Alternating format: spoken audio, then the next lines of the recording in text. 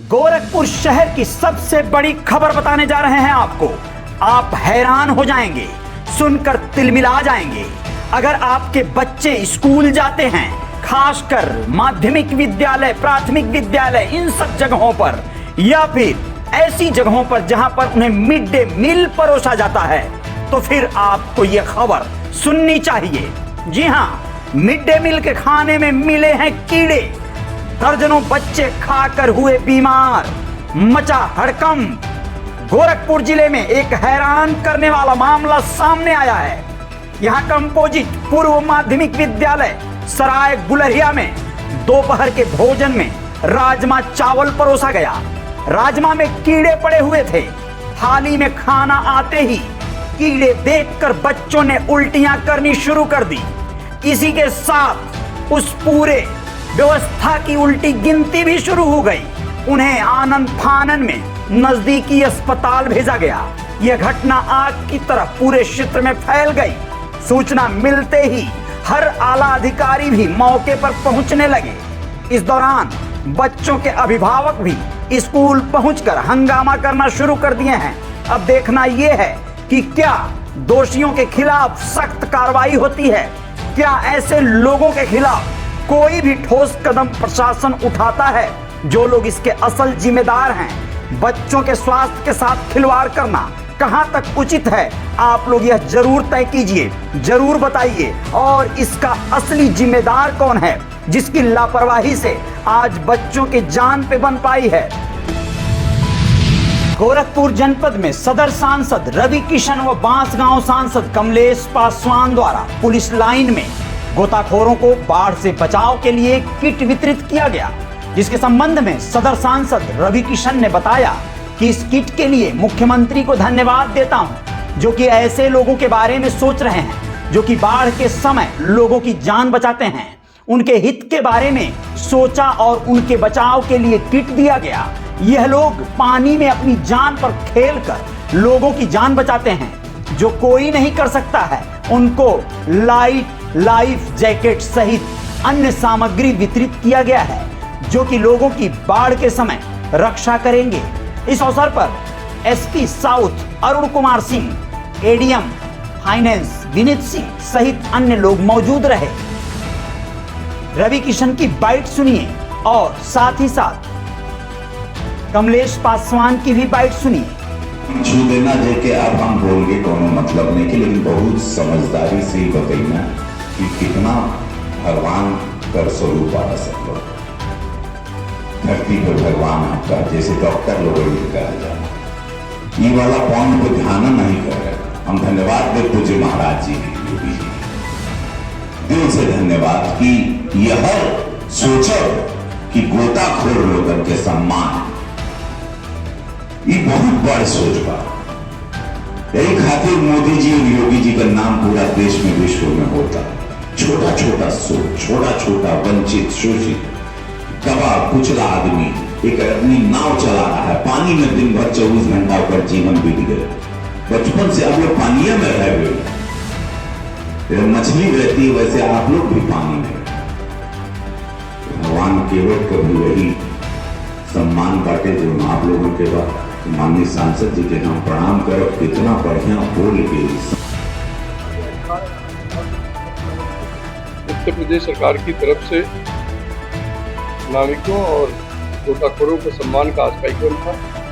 आज इस कार्यक्रम में आदरणीय सांसद गोरखपुर रवि किशन जी, एसपी साहब, एडीएम साहब के नेतृत्व में आज हम सब उपस्थित हुए और बांसगांव गोरखपुर के उन सभी गोताखोरों को बुलाकर आज हम लोगों ने उनका सम्मान किया, जो विषम परिस्थितियों में जब बाढ़ आता है या नदी में लोग डूब जाते हैं, तो उनको खोजने के लिए, उनको बचाने के लिए अपनी जान को खेल कर उनको नया जीवन देने का काम करते हैं।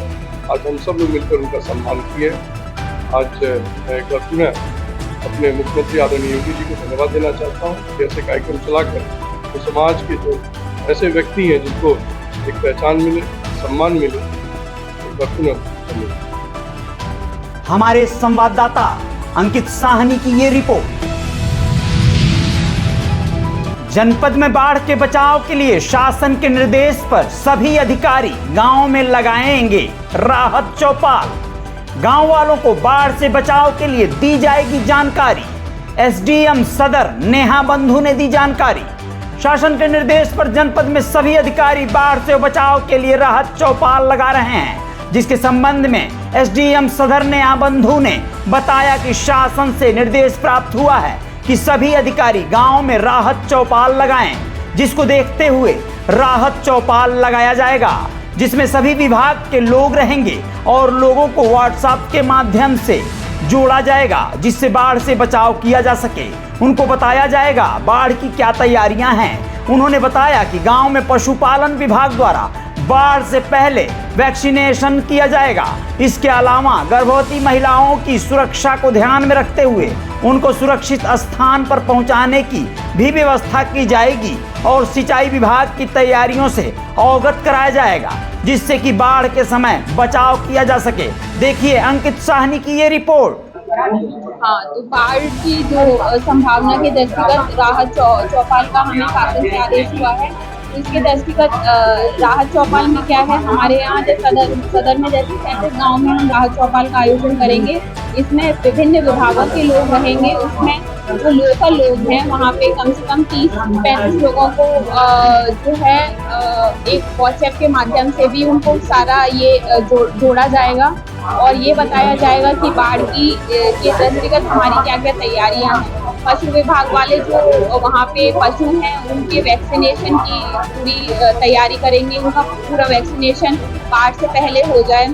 जो चिकित्सा विभाग है और जो आंगनबाड़ी कार्यकर्ता आशा हैं, तो उसमें उनको जो गर्भवती महिलाएं हैं जिनको संक्रमण होने की ज़्यादा संभावना है बाढ़ के दृष्टिगत, तो उनकी ये कोशिश रहेगी कि उनको उनकी सुरक्षा बाढ़ में ज़्यादा ठीक हो जाए और उनकी जो वैक्सीनेशन और जो भी उनकी प्रक्रियाएँ हैं वो समयावधि से पूरी हों। इसके अतिरिक्त जो लेखपाल हैं, जो वहाँ के सचिव हैं, जिनका लोगों से कनेक्ट ज़्यादा है, जो लोकल गांव में इन्फ्लुएंशियल लोग हैं, उनका सहयोग हमें प्राप्त हो। उनको ये जानकारी हो कि सिंचाई विभाग वाले इसमें कहाँ क्या क्या तैयारी कर रहे हैं, हमारी क्या तैयारियां हैं। यदि उनको कोई भी आपत्ति होती है तो उनको ये पता रहे कि बाढ़ चौकी यहाँ स्थित है, बाढ़ राहत शिविर यहाँ बनाया गया है, उसमें इन लोगों की ड्यूटीज लगाई गई हैं और उन लोगों के जो कॉन्टैक्ट नंबर हैं वो उनको जानकारी हो कि हमें अगर विपत्ति आए, हमें जब कोई भी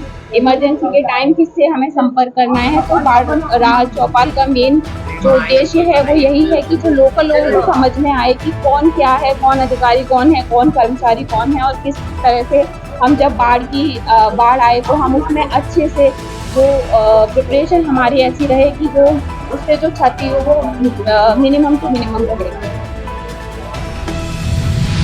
मुख्यमंत्री योगी आदित्यनाथ ने शनिवार को तारामंडल रोड स्थित क्षत्रिय भवन प्रताप सभागार में स्थापित महाराणा प्रताप की मूर्ति का अनावरण किए।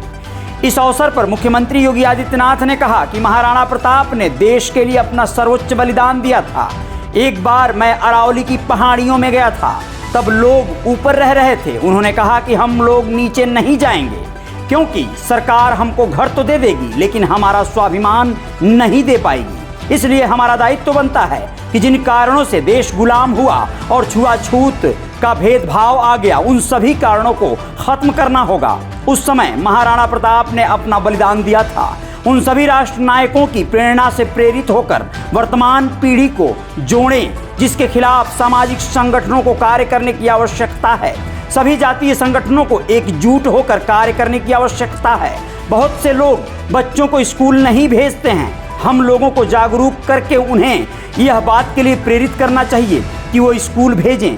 दहेज नहीं लेना चाहिए, इस बात के लिए भी जागरूक करना चाहिए। बालक और बालिकाओं में भेदभाव नहीं करना चाहिए। उन्होंने कहा कि अयोध्या में राम को अपवित्र किया गया। जब एकजुटता आ गई तो आखिर भव्य राम मंदिर का निर्माण हो रहा है। इसलिए सभी को एकजुट होकर रहना चाहिए, एक साथ रहना चाहिए। महाराणा प्रताप की प्रेरणा यही थी महाराणा प्रताप का सर्वोच्च बलिदान। और सभी लोग हल्दी घाटी पहुंचते हैं, उन लोगों के बारे में सोचिए जो जनजाति क्षेत्रों में रहते हैं। वहां पर महाराणा प्रताप की प्रतिमा लग गई है। उन लोगों ने बताया कि हम लोग महाराणा प्रताप के वंशज हैं। यदि हम सही मायने में महाराणा प्रताप को मानते हैं तो उनको अपने साथ जुड़ना होगा। उन्होंने कहा कि पादरी बाजार के पास एक पथिक टोला है। जब 1998 में चुनाव लड़ा तो वहां नहीं गया क्योंकि वहां पर महिलाएं केवल कार्य करती हैं। अचानक में 2004 में गया और उनसे बात की। हमने उनसे पूछा कि क्यों नहीं आते हैं आप लोग, तो उन्होंने बताया कि हम लोग भाजपा को वोट देते हैं क्योंकि भाजपा लोकतंत्र की लड़ाई लड़ रही है। वह लोग सैकड़ों वर्ष पहले आए थे, उनकी आवाज़ कौन उठाएगा? गरीब छात्रों के लिए छात्रावास की व्यवस्था कौन करेगा? यह महाराणा प्रताप की प्रेरणा है। जातीय संगठनों की तरफ हम लोग भी आचरण करने लग जाएंगे तो कार्य नहीं हो पाएगा। यह अभियान हम सबका दायित्व बनता है कि इसको लेकर हम लोग आगे बढ़ाएं और आगे बढ़ते जाएं। इस अवसर पर सदर सांसद रवि किशन, महापौर डॉक्टर मंगलेश श्रीवास्तव, आरडी सिंह सहित अन्य लोग मौजूद थे।